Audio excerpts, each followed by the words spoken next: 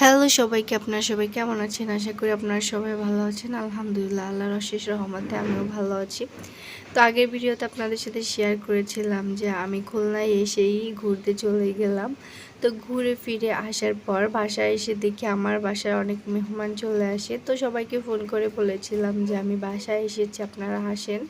তো আশেপাশেই হচ্ছে আমার চাচা শ্বশুরিরা, তারপরে হচ্ছে আমার খালা শাশুড়িরা থাকে। তো আমি বলেছিলাম আমি এসেছি, আপনারা আসেন। তো আমি বাসায় এসে দেখি আমার বাসায় সবাই চলে এসেছে। তো আমি তো ওইভাবে বাসায় এসে এখনও বাজার করিনি, জাস্ট দুপুরবেলা এসেছি, সন্ধ্যাবেলা হচ্ছে সবাই এসেছিল। তো কি বানাবো, কি করব, খুব টেনশন হচ্ছিল।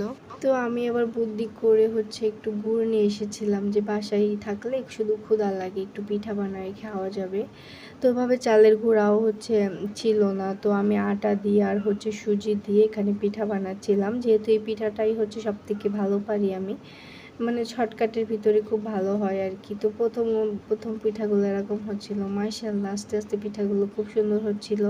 আর একটা কথা না বললেই নয়, অনেক বরকত হয়েছে, মানে বরকতময় একটা দিন ছিল। আমি যেটা রান্না করছি সেইটাই দিয়ে সবার হয়ে গিয়েছে এবং কি থেকেও গিয়েছিল। তো অনেকে এসেছিল ওই দিন বাসায়, আমার খালা শ্বশুর, মানে খালা শ্বশুর, তারপরে হচ্ছে 2-3টা দেবর, তার হচ্ছে আমার চাচা শাশুড়িরা, চাচি শাশুড়িরা, অনেকে ছিল। মনে হচ্ছিল যে আমার বাসায় ঈদের আনন্দ হচ্ছে। তো সবাইকে খাওয়ায় দাওয়ায় সবাই গল্পগুজব করে আমি হচ্ছে, সবাই যখন বাসায় চলে যায়, আমি হচ্ছে বাকি কাজগুলো সেরে, একটু রাত হয়ে গিয়েছিল ঘুমাইতে। তো সকালবেলা একটু লেট করে উঠেছি। তো আমার ছেলে বলে আম্মু আমি রুটি খাবো। ইদানিং ও দেখতেছি রুটির প্রতি একটা বেশি ভালোবাসা কাজ করতেছে। তো এখানে একটা পিঠা দিলাম আর হচ্ছে কিছু চাপড়ি বানিয়ে দিলাম। এরপর আমার ছেলে বলতেছিল দেখো, মানে বৃষ্টি হচ্ছে। তো ছেলের সাথে দাঁড়িয়ে দাঁড়িয়ে একটু সময় বৃষ্টি দেখলাম। এরপর পুরো বিছানাটা গুছিয়ে, ঘরটা সুন্দর মতো গুছিয়ে ছেলেকে একটু পড়াইতে বসলাম। সারাদিন তো আর এগুলা করলে হবে না, ছেলেকেও সময় দিতে হবে। তো ওকে বই তারপরে হচ্ছে ছেলের দিলাম, ও দেখতেছিলাম খাচ্ছিল আর পড়তেছিল। তো আমি বললাম বাবা তুমি আগে খেয়ে নাও। এরপর হচ্ছে কিছু জামা কাপড় ছিল অনেক দিন ধরে, মানে রুমের ভিতরেই আছে। তো এগুলোর পরে তো আর ওইভাবে ঘুমানো যাবে না, যেহেতু কালকে অনেক ব্যস্ততার মাঝে এগুলো করতে পারিনি। তো ঘুম থেকে উঠে হচ্ছে এগুলো আমি ভিজিয়ে দিলাম। এরপর হচ্ছে এখানে যে পটল ভাজি করে নিলাম।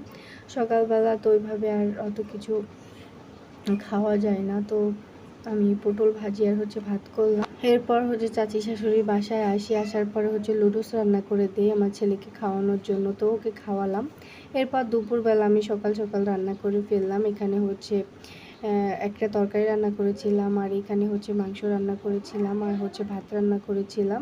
যেহেতু আমার শাশুড়ি মা এসেছিল, চলে যাবে, তো সকাল সকাল রান্নাটা করে ফেললাম, যাতে সকাল সকাল খাওয়া দাওয়া করে চলে যায় আর কি, মানে সন্ধ্যার আগে বাসায় যাইতে পারে।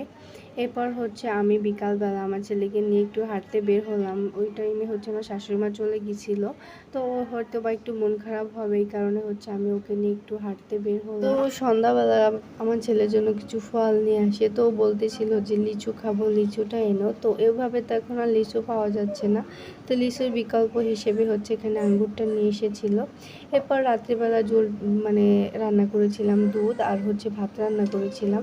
এরপর দেখলাম বাসার অবস্থা খুবই খারাপ, যেহেতু এসে ওইভাবে গোছানোর টাইমটা পাইনি, শুধু এখানে ওখানে ঘুরে বেড়াচ্ছি, মেহমান আসতেছে, যে সব কিছু মিলে আমি ভাবলাম রাত্রে এই রুমটা সুন্দর মতো গুছিয়ে রাখি।